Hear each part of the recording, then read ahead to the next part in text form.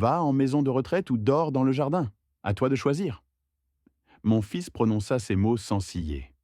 Moi, Jacques Dubois, à mes 66 ans, après avoir tout donné pour ce garçon, je compris à cet instant que le fils que j'avais élevé n'existait plus. Antoine avait les bras croisés, la mâchoire crispée, et derrière lui se tenait Mélanie, ma belle-fille, avec ce sourire à peine perceptible qu'elle arborait toujours quand elle obtenait ce qu'elle voulait. Je sortis mon téléphone. Mes mains ne tremblaient pas. Je composais un numéro enregistré depuis des mois. L'appel sonna 2 fois. Bonsoir, c'est Jacques Dubois. J'ai besoin que vous veniez à cette adresse maintenant. Je raccrochai. Tu as appelé qui, papa demanda Antoine, nerveux. Je ne répondis pas. Je m'assis dans le vieux fauteuil et attendis. 30 minutes. Antoine faisait les 100 pas. Mélanie consultait son téléphone en me lançant des regards en coin. Quand la sonnette retentit, Antoine ouvrit la porte. Je vis la couleur quitter son visage. Je vis ses yeux s'écarquiller. Je vis la panique. Papa, s'il te plaît, ne fais pas ça. Mais c'était trop tard. Ce qu'Antoine ignorait, c'est que je n'étais pas le vieil homme inutile qu'il croyait. J'avais travaillé toute ma vie, construit quelque chose, gardé des secrets, fait des sacrifices qu'il n'imaginerait jamais. Cet appel n'était pas un acte de désespoir, c'était un acte de justice. Ce soir-là, mon fils ne savait pas qu'il était sur le point de tout perdre. La personne qui franchissait cette porte avait le pouvoir de démolir l'empire de mensonges que Mélanie avait construit. Dans 1 heure, il serait à genoux à me supplier. Mais pour comprendre comment nous en sommes arrivés là, je dois raconter notre histoire depuis le début. Comment le garçon que j'ai élevé s'est transformé en l'homme qui m'a dit de dormir dans le jardin. Parce que cette nuit n'a pas commencé par un ultimatum. Ça a commencé il y a des années, avec un père qui aimait trop et un fils qui a oublié d'où il venait. J'ai rencontré Claire dans une usine textile de Rouen.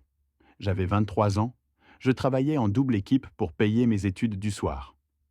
Elle était la plus belle fille que j'ai jamais vue. Nous nous sommes mariés 1 an plus tard. Nous n'avions pas d'argent pour de grands luxes, mais nous avions des rêves. Quand Antoine est né 3 ans après, le monde eut enfin un sens. Claire est morte quand Antoine avait 12 ans. Cancer du pancréas. 4 mois entre le diagnostic et la fin. Mais il y avait un enfant qui avait besoin de moi.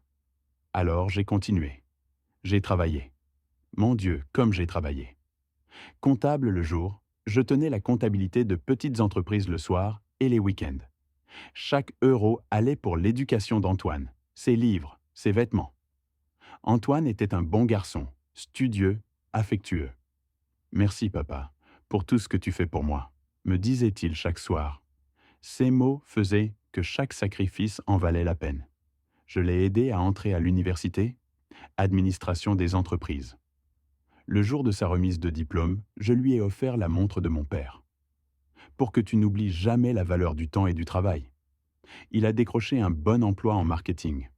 Moi, retraité, je vivais avec une pension modeste dans mon petit appartement payé. Puis il a rencontré Mélanie. Elle venait d'une famille aisée. Ça se voyait à sa manière de parler, de s'habiller, de regarder tout avec une supériorité déguisée en élégance. Mais Antoine était amoureux. Ils se sont mariés 2 ans plus tard. J'ai payé une grande partie du mariage avec mes économies. C'était mon fils unique, ma seule famille. Les premiers mois furent bons. Mais les choses ont changé quand ils ont acheté une grande maison dans un quartier résidentiel, bien au-delà de leurs moyens. Les parents de Mélanie avaient donné l'apport. Ils se noyaient dans les dettes pour maintenir les apparences. Ce fut Mélanie qui suggéra que j'emménage avec eux. Jacques est seul dans ce vieil appartement. Pourquoi ne viendrais-tu pas vivre avec nous? Nous avons largement la place. J'ai hésité. Quelque chose m'avertissait que c'était une erreur. Mais la solitude pesait. J'ai accepté. Ce que j'ignorais, c'est que Mélanie ne me voulait pas là par bonté. Elle me voulait là pour ma pension. Et pour quelque chose d'autre. Quelque chose qui ferait d'elle mon pire cauchemar. Les 3 premiers mois furent tolérables. J'avais ma chambre. Je contribuais aux dépenses. J'essayais d'être invisible. Mais Mélanie avait un talent pour me faire sentir comme un intrus. Jacques, tu ne devrais pas manger moins de sel, à ton âge. Encore la télé dans le salon? On voulait regarder un film. Tu as laissé ta tasse dans l'évier. Je viens de nettoyer. Chaque phrase était un petit coup de poignard. Et Antoine ne voyait rien. Un jour, mon ami Robert est venu. Mélanie l'a accueilli avec un sourire glacial. Jacques se repose. Vous pourriez vous voir un autre jour? J'étais dans ma chambre, éveillé, en train de lire. Je ne suis pas sorti. Robert a cessé de venir. Puis mes médicaments ont disparu. Tu es sûr de ne pas les avoir perdus? Parfois, à un certain âge, la mémoire faiblit. La mémoire devint son arme favorite. Jacques, tu as oublié qu'on avait prévu de manger plus tard. Je t'ai dit hier de ne pas amener tes amis. Ta mémoire te fait défaut. Antoine a commencé à me regarder avec pitié, comme si je perdais la tête. 6 mois après mon emménagement, j'ai découvert la vraie raison. Je suis rentré tôt et j'ai entendu des voix dans le bureau d'Antoine. On doit 3 mois d'hypothèque. 3 mois. La banque a envoyé le dernier avertissement.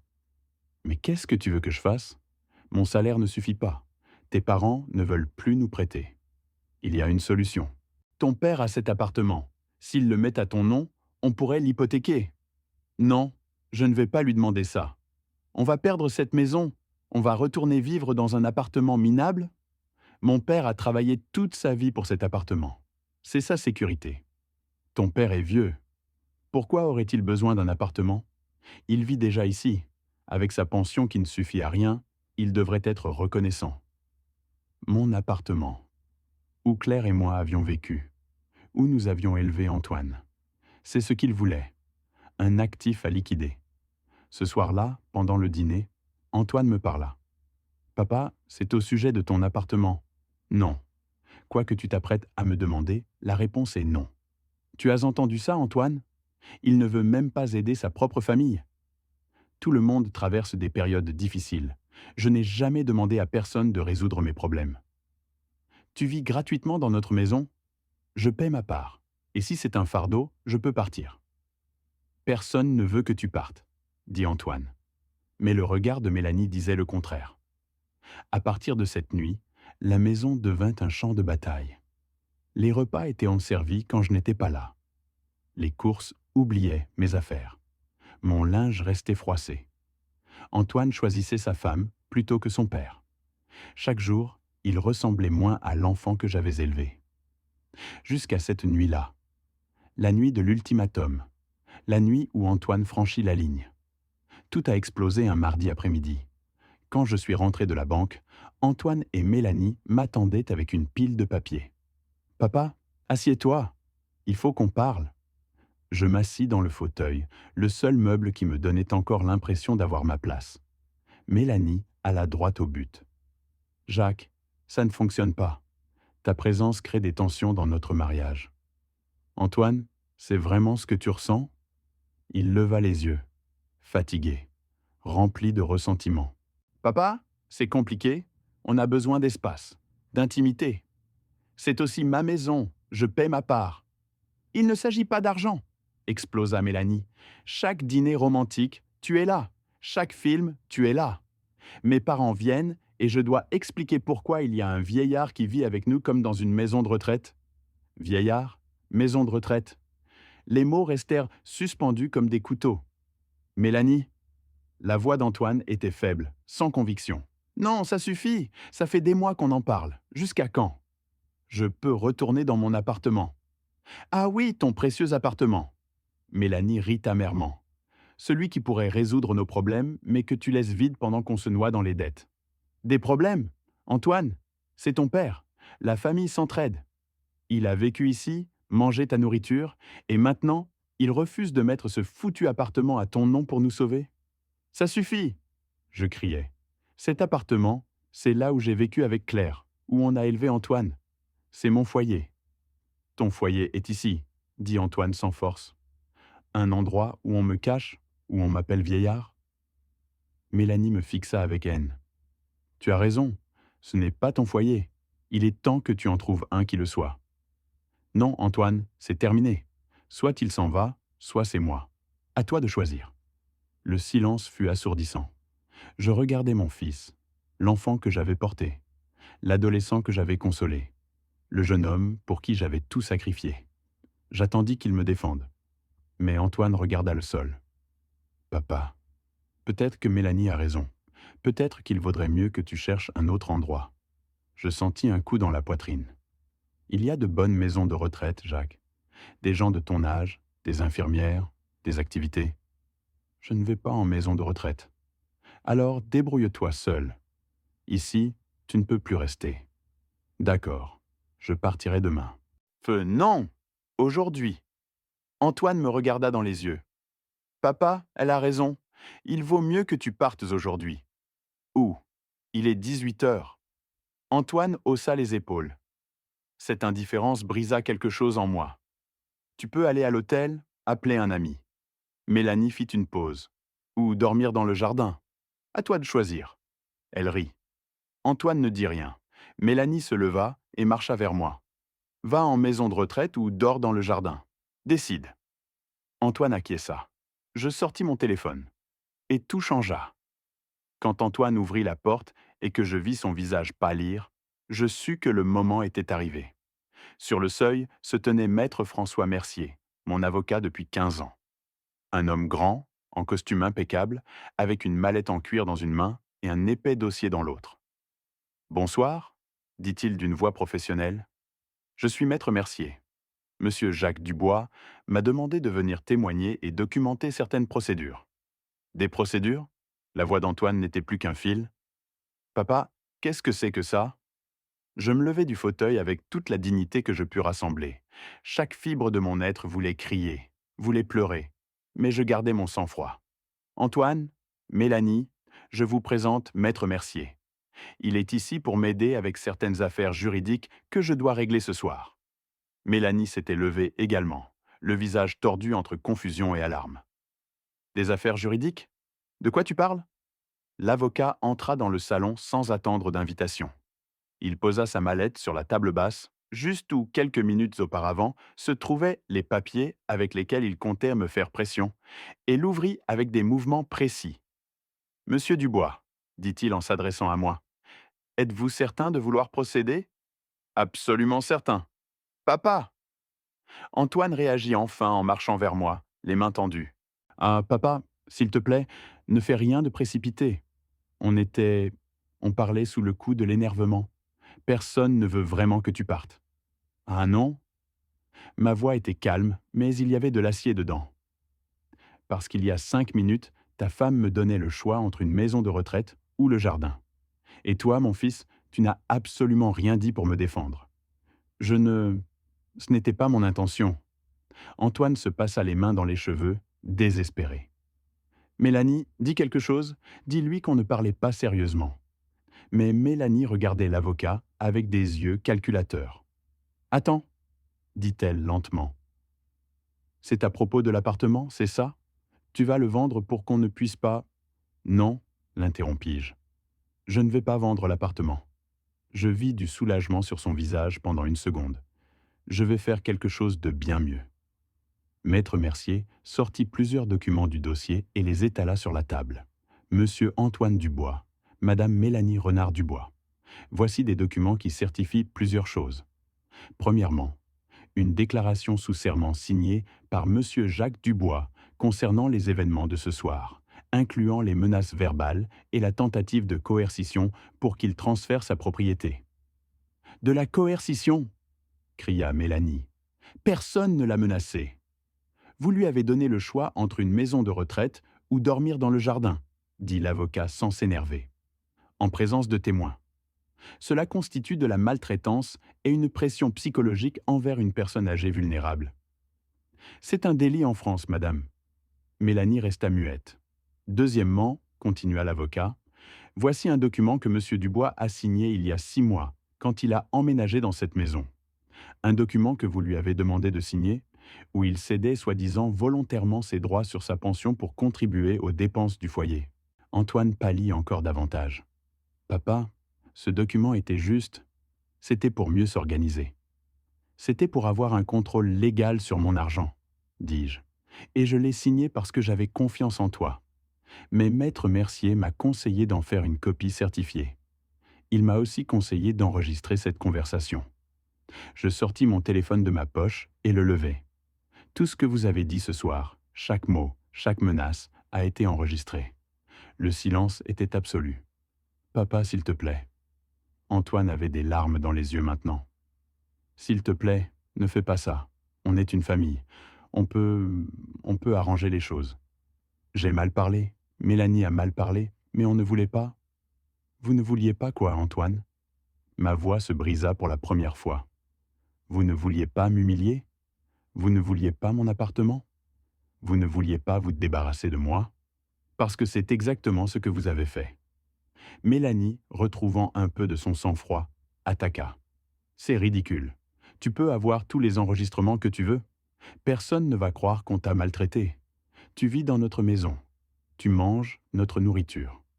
Madame, Maître Mercier l'interrompit froidement. Monsieur Dubois a payé religieusement sa part des dépenses. J'ai ici tous les justificatifs. De plus, j'ai des témoignages de voisins qui ont été témoins de ces sorties en promenade, qui étaient en réalité pour échapper à l'atmosphère hostile de cette maison. Des mensonges, siffla Mélanie. Mais il y avait de la peur dans ses yeux maintenant. Et il y a plus, continuai-je. Maître, montrez-leur l'autre document. Mercier sortit un papier officiel avec des cachets et des signatures. Voici le testament actualisé de Monsieur Jacques Dubois, signé il y a 3 mois devant notaire. Dans celui-ci, Antoine Dubois est spécifiquement exclu en tant qu'héritier de tout bien, propriété ou actif. Antoine vacilla comme s'il avait reçu un coup physique. « Non, papa, non. Je pensais que je n'aurais jamais à en arriver là, » dis-je, et maintenant les larmes coulaient librement sur mon visage. Je pensais que le fils que j'ai élevé, le fils pour qui j'ai tout sacrifié, ne me traiterait jamais ainsi. Mais je me suis trompé. « Papa, s'il te plaît. » Antoine tomba à genoux. « S'il te plaît, ne fais pas ça. J'ai été un idiot complet. Mais tu es mon père. Tu es tout ce que j'ai. » « Moi aussi, je pensais que tu étais tout ce que j'avais, » dis-je doucement, « jusqu'à ce que tu me prouves le contraire. » Mélanie, voyant que les choses s'effondraient, tenta une dernière attaque. « Et qu'est-ce que tu vas faire, Jacques? Nous dénoncer? Nous mettre en prison? Tu es un vieil homme sans personne d'autre au monde. Tu as besoin de nous. » Je souris. Ce fut un sourire triste, mais qui avait aussi quelque chose de victorieux. « C'est là que tu te trompes, Mélanie. Je n'ai pas besoin de vous. Et je suis sur le point de vous le prouver. Maître, dis-je en me tournant vers Mercier. Appelez le deuxième contact, s'il vous plaît. Mercier acquiesça et composa un numéro sur son portable. Vous pouvez venir, dit-il simplement, et il raccrocha. Antoine me regardait depuis le sol, le visage ravagé par les larmes. Papa, je ne sais pas ce que tu vas faire, mais s'il te plaît, pardonne-moi. Pardonne-moi pour tout. Je voulus le prendre dans mes bras. Je voulus lui dire que tout irait bien. Je voulus être le père que j'avais toujours été. Mais quelque chose en moi savait que je devais d'abord en finir avec ça. Parce que ce qui était sur le point d'être révélé allait tout changer à jamais. La porte sonna à nouveau.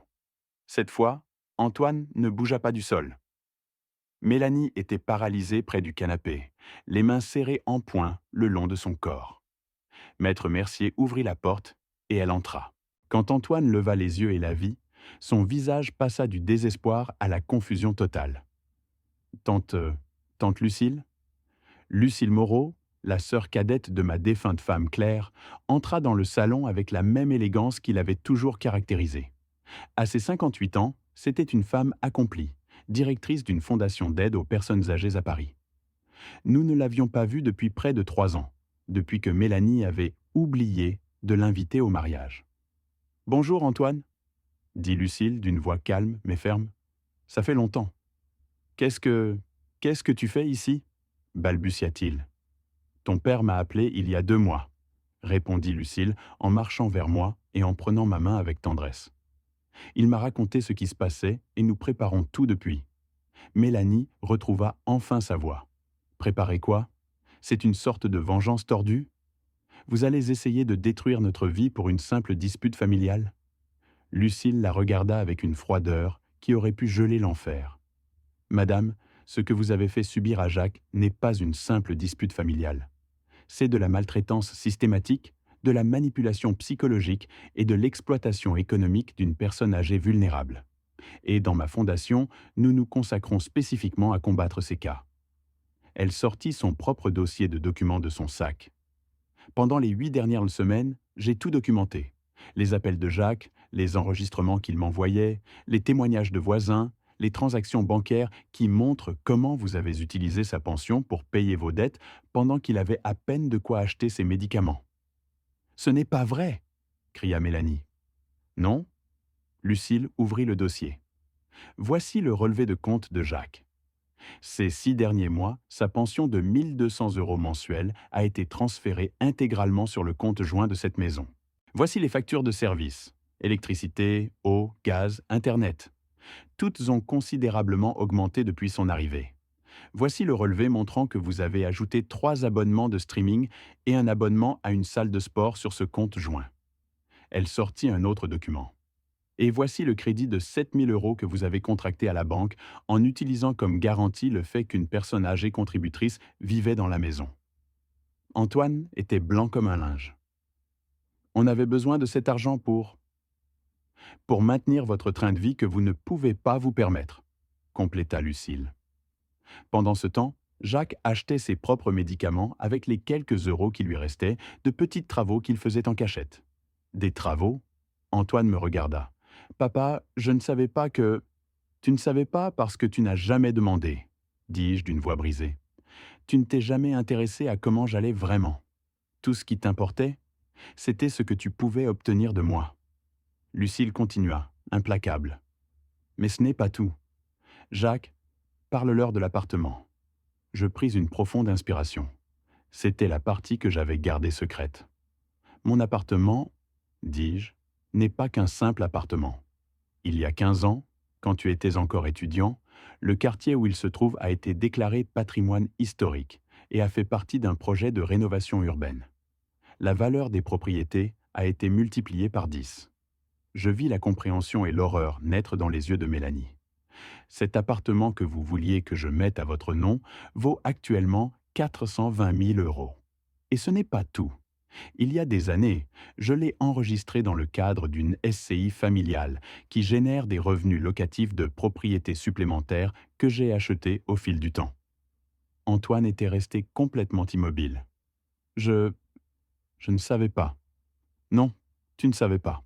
Parce que si tu avais su que j'avais de l'argent, c'est vrai que vous m'auriez traité différemment, n'est-ce pas? Ma voix était amère. Vous ne me vouliez pas, moi, Antoine. Vous vouliez ce que j'avais. Mélanie, dans une dernière tentative désespérée, changea complètement de tactique. Jacques, écoute. Sa voix devint douce, manipulatrice. Je crois qu'on s'est tous laissés emporter par les émotions. On peut oublier tout ça. On peut repartir à zéro. Moi, je reconnais que j'ai été dur avec toi, mais c'est parce que j'étais stressé par les dettes. Et... Ça suffit, je l'interrompis. Plus de mensonges. Lucille fit un pas en avant. Jacques va venir vivre avec moi à Paris. J'ai une grande maison avec une chambre préparée pour lui. Il sera près des meilleurs médecins. Il aura son espace, sa dignité et surtout, il sera entouré de gens qui l'apprécient vraiment. Non! Antoine se leva d'un bond. Papa, tu ne peux pas partir. Tu es mon père.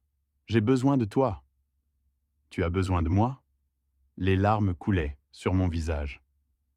Tu as besoin de moi, Antoine, comme tu avais besoin de ta mère quand elle est morte et que je travaillais 18 heures par jour pour que rien ne te manque?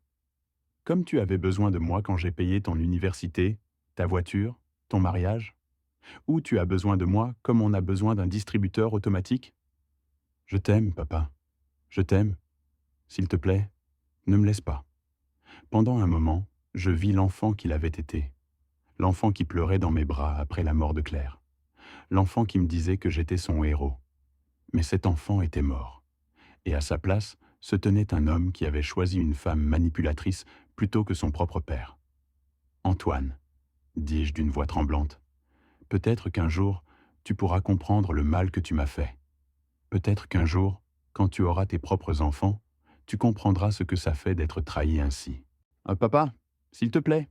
Il tomba à genoux une nouvelle fois. Donne-moi une autre chance, je changerai. Mélanie et moi, on changera. Je regardais Mélanie. Elle ne suppliait pas. Elle calculait, pensait à son prochain coup. et je sus que rien ne changerait jamais. Maître, dis-je, les documents sont prêts? Tous signés et certifiés, répondit Mercier. La plainte officielle pour maltraitance de personnes âgées sera déposée demain au commissariat. L'affaire sera instruite. Mais selon ce que nous avons convenu, si M. Antoine et Mme Mélanie signent les documents de cessation de contact et de renonciation à toute réclamation future, la plainte pourra être classée comme résolue par accord amiable. C'était ma dernière preuve de miséricorde. Je ne voulais pas détruire complètement mon fils, même s'il avait été prêt à le faire avec moi. Signez, dis-je. Signez, et tout s'arrête ici. Pas de prison, pas d'antécédents, mais plus de contact non plus. C'est fini. Et à ce moment-là, Antoine dut prendre la décision la plus difficile de sa vie. Antoine signa. Il le fit avec des mains qui tremblaient tellement qu'il pouvait à peine tenir le stylo. Les larmes tombaient sur le papier, tachant sa signature. Mais il signa. Mélanie signa également, mais avec la mâchoire serrée et les yeux pleins de fureur contenue. Ce n'était pas du regret que je voyais sur son visage, c'était du ressentiment d'avoir perdu. Quand Maître Mercier eut fini de certifier tous les documents, il commença à les ranger méthodiquement dans sa mallette. « Monsieur Dubois, dit-il en s'adressant à moi, ces documents établissent qu'il n'y aura aucun contact entre les parties pour une période minimale de 2 ans. Après cette période, toute tentative de communication devra être autorisée par les 2 parties via une représentation légale. Êtes-vous d'accord ?» Je regardai Antoine une dernière fois. Il était assis sur le canapé, la tête entre les mains, sanglotant comme je ne l'avais pas vu pleurer depuis qu'il était enfant. Une partie de moi voulait le consoler. Une partie de moi voulait lui dire que tout irait bien. Mais une autre partie, celle qui avait été blessée si profondément, savait que j'avais besoin de ça. J'avais besoin de partir. J'avais besoin de guérir. « Je suis d'accord, » dis-je. Lucille me prit doucement le bras. « Tu veux récupérer tes affaires maintenant, ou tu préfères que je revienne demain avec quelqu'un pour t'aider ?»« Maintenant, » répondis-je. « Il n'y a pas grand-chose à emporter, juste des vêtements et quelques objets personnels. » Alors que je marchais vers ma chambre, j'entendis la voix brisée d'Antoine derrière moi.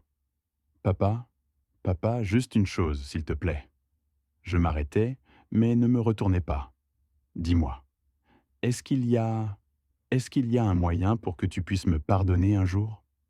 Le silence s'étendit pendant plusieurs secondes. Finalement, je me retournai et le regardai. Vraiment le regardai. « Antoine, je t'ai déjà pardonné. C'est ce que font les pères. Mais pardonner ne signifie pas oublier. Et ça ne signifie pas permettre qu'on continue à te faire du mal. Alors, je ne te reverrai plus jamais ?»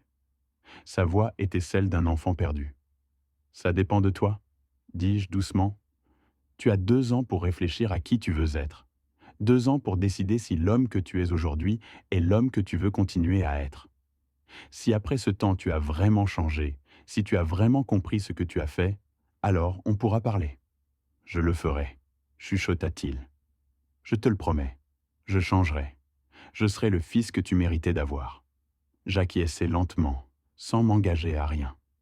J'allai dans ma chambre et emballai le peu que j'avais. Des vêtements dans une valise, les photos de Claire dans un carton, la montre de mon père que j'avais offerte à Antoine pour sa remise de diplôme.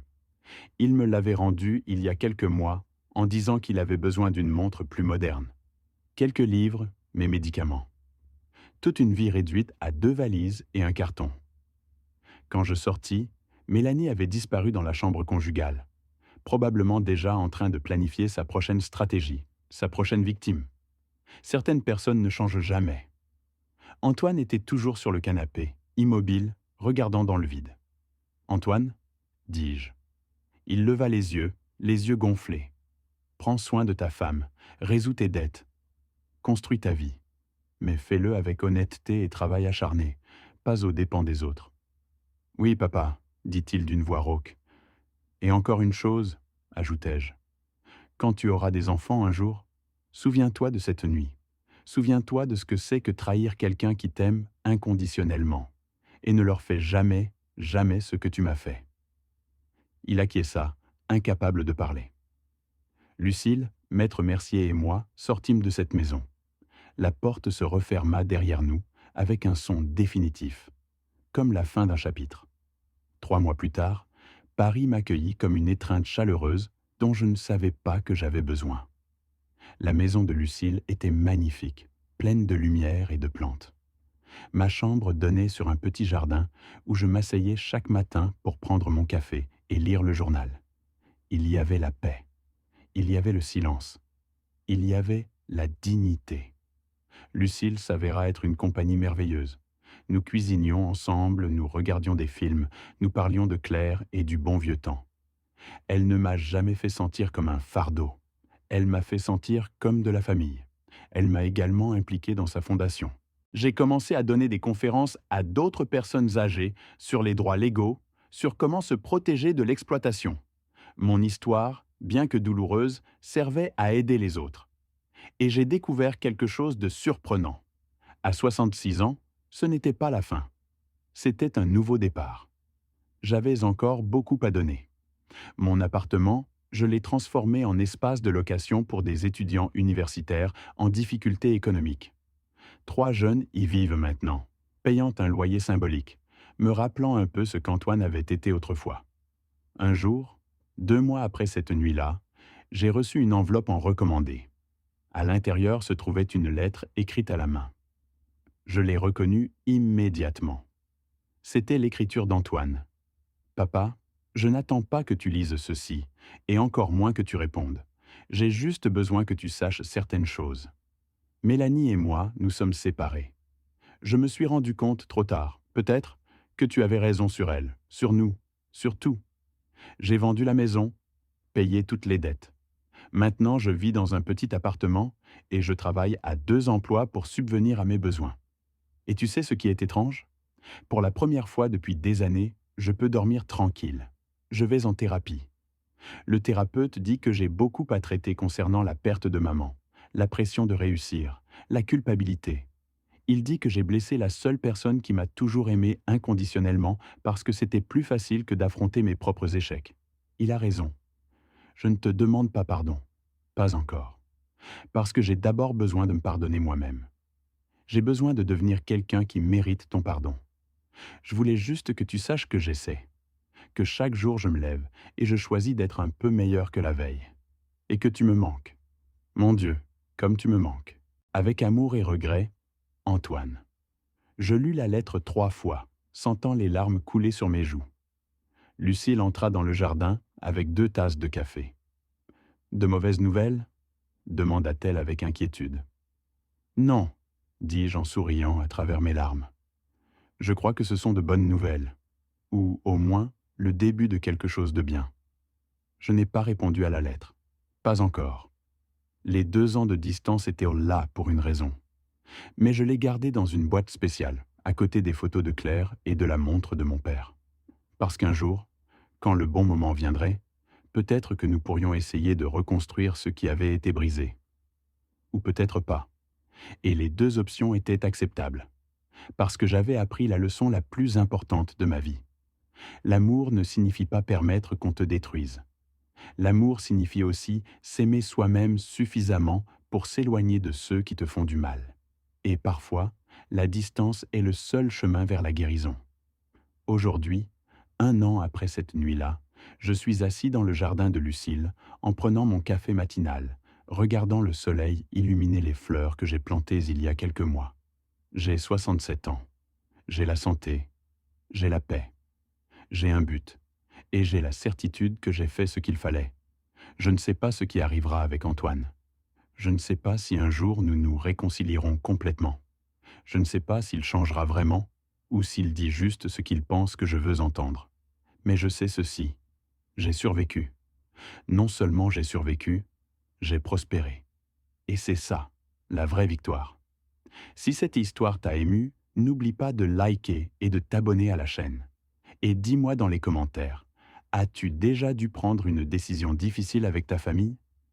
Parfois, s'aimer soi-même est l'acte le plus courageux que nous puissions faire. Merci d'avoir écouté mon histoire.